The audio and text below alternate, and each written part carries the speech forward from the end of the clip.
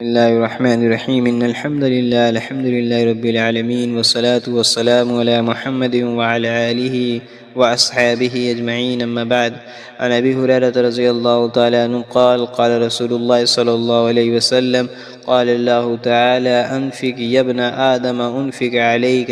حضرت ابو ہریرہ رضی اللہ تعالیٰ عنہ سے روایت ہے کہ اللہ کے رسول صلی اللہ علیہ وسلم نے ارشاد فرمایا، اللہ تعالیٰ فرماتا ہے کہ اے ابن آدم تو خرچ کر، میں تجھ پر خرچ کروں گا۔ اس حدیث میں مسلمانوں کو صاف صاف اس بات کی تلقین کی گئی ہے کہ اللہ کے دیے ہوئے مال میں سے خرچ کریں تو اللہ تعالیٰ انعام و اکرام کی بارش فرمائے گا۔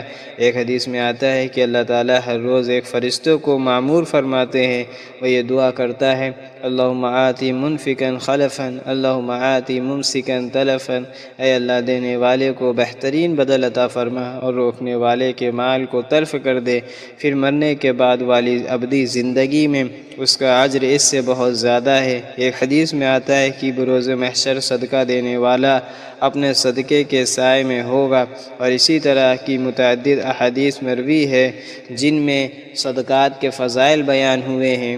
نبی کریم صلی اللہ علیہ وسلم کے بارے میں مروی ہے کہ اپنی ضرورت سے زائد مال تھوڑی دیر کے لیے بھی رکھنا پسند نہ فرماتے تھے۔ علامہ ابن قیم رحمۃ اللہ علیہ تحریر فرماتے ہیں کہ رسول اللہ صلی اللہ علیہ وسلم اپنے مال کو سب سے زیادہ صدقات خیرات میں صرف فرماتے تھے۔ آپ صلی اللہ علیہ وسلم سے اگر کوئی شخص سوال کرتا اور آپ کے پاس وہ چیز ہوتی تو کم و بیش کا خیال کیے بغیر اس کو عنایت فرما دیتے۔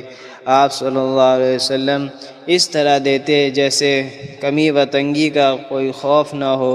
عطایات، صدقات، خیرات آپ کا محبوب عمل تھا، اور آپ دے کر اتنا مسرور ہوتے جتنا لینے والا لے کر نہ ہوتا۔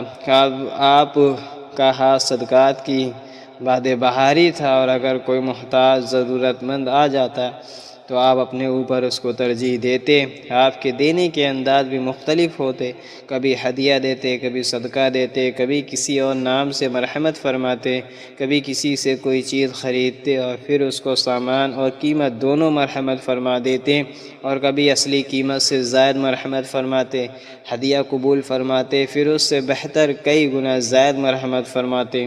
غرض کی ہر ممکن طریقے سے صدقات، خیرات، نیکی، صلح رحمی کے نئے طریقے اور نرالے انداز پیدا فرما لیتے۔ انفاق کی ایک قسم تو یہ ہے جس کو زکوٰۃ کہتے ہیں، یہ ہر نصاب عاقل بالغ مسلمان پر فرض ہے، اور یہ اسلام کے 4 فرائض میں سے ہے۔ دوسرا اہم ترین فریضہ ہے، لیکن